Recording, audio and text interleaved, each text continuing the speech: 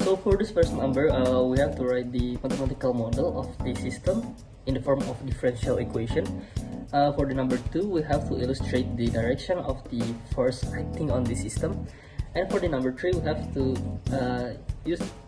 transform the model into the Laplace domain to derive the transfer function between the lift force and the vertical position. Okay, so the vertical motion of the quadrature is influenced by two main forces, which is lift force and the gravitational force. So using Newton's second law in the z direction, we have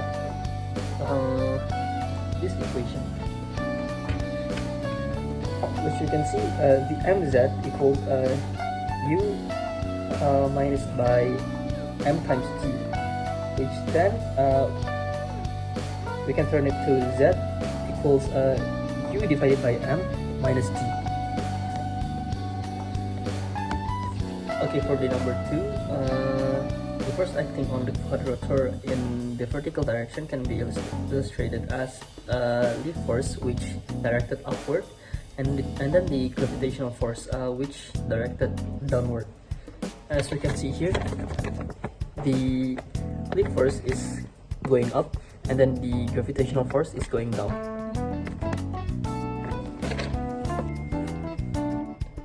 Okay, so for the last part of number 1, as we can see, we have the differential equation, and we'll be taking the Laplace transform of the both sides, and then we rearrange, and then we express the transfer function between z and u, and then there we go, we have the new transfer function.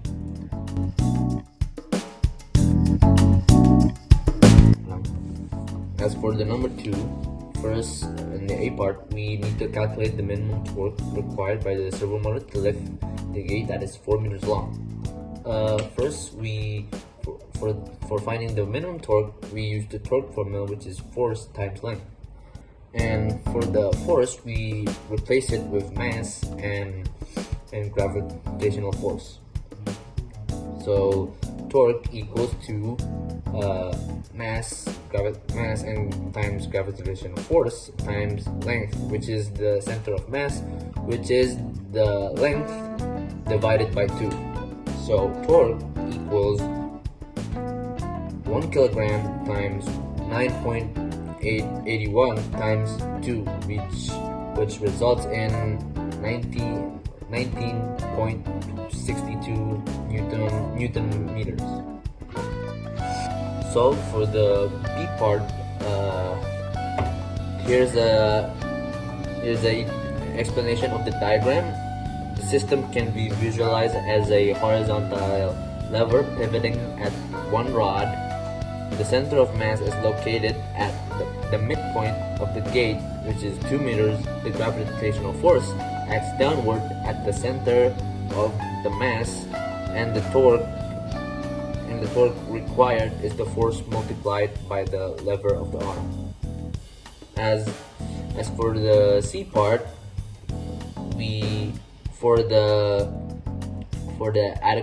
first we convert it to kilograms centimeter, and to convert it, 1 Newton meter is equal to 10 kilograms, 0.197 kilograms centimeters.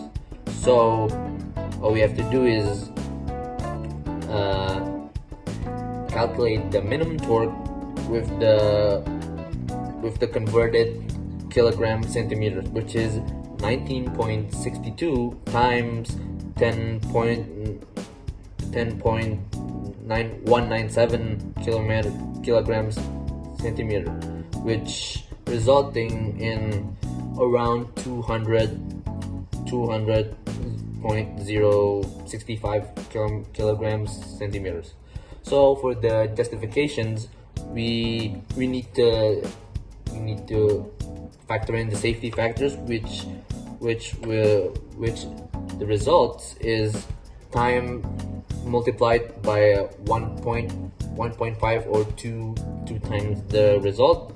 So 200.065 times 1.5 equals to 300.09. Thus, for the safety factors, we at least need 300 kilograms centimeters. It's in the middle of the Earth axis, and it has this Earth x-axis and Earth y-axis and the Earth z-axis. So the vehicle is located in the Earth x-axis. It is located 3 meters away from the monument, meaning it is around here or maybe around here.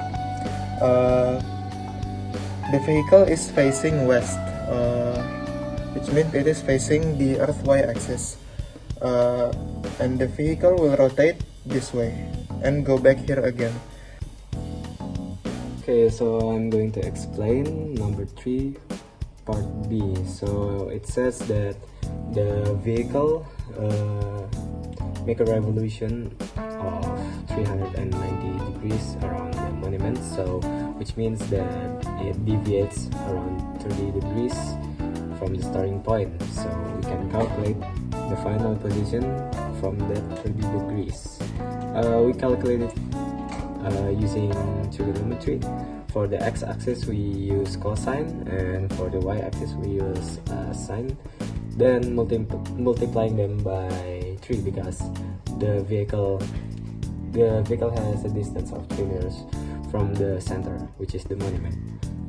And we get the final coordinate is around 2.598 meters for the x-axis and 1.5 meter for the y-axis, and for the z-axis is around 1 meter, and it doesn't change because it only rotates in one axis.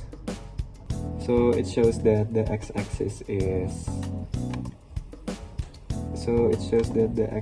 has a value of 2.598 meters, and the y-axis have a value of 1.5 meters. So continuing to the part C. So if the vehicle has a drift of 5 degrees, then it wouldn't make a full circle. It will make a spiral trajectory because in order to make a full circle, you must have a precise trajectory. If the trajectory drifts by a single degree, then it wouldn't make a perfect circle. Then the trajectory will be wider or smaller than the calculated trajectory, and making it more